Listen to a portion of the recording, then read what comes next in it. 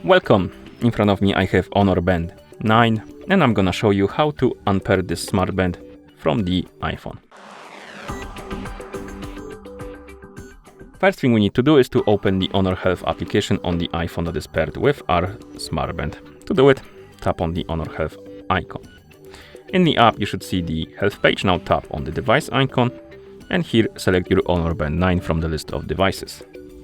Now scroll through this page and find the option called Remove Current Device. Once you find it, tap on it, tap on Delete, tap on Completed, close the app, open the settings on your iPhone. In settings, find the Bluetooth option, tap on it, and here we have the Honor Band 9 on the list of my devices. Tap on the info icon next to it, tap on Forget this device, and tap on Forget device. Once it disappears from the list of my devices, close the settings, and that's how you unpair this smart band from the iPhone. Thank you for watching. If you found this video helpful, please consider subscribing to our channel and leaving a like on the video.